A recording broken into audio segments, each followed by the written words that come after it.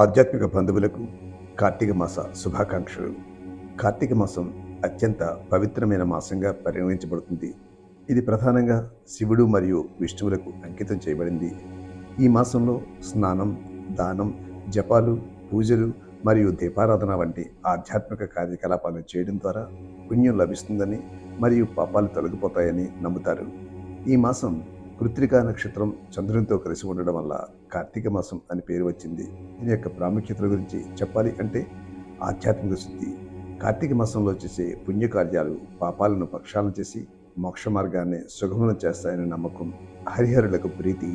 ఈ మాసం శివుడికి విష్ణువుకు ఇష్టమైన మాసంగా పరిగణించబడుతుంది కాబట్టి హరిహర పూజ చేయడం చాలా ముఖ్యమైనది. మూడవది దీపారాధన.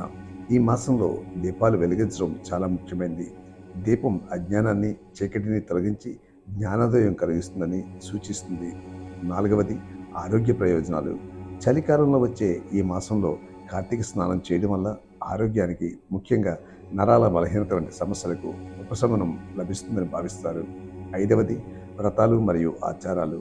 చాలామంది ఈ మాసం అంతా ఒక పూట మాత్రమే అన్నం తిని మిగతా సమయంలో పాలు, పండ్లు వంటివి స్వీకరిస్తారు. ఇక ఆచారపరంగా వస్తే మొట్టమొదటిది నదీ స్నానం.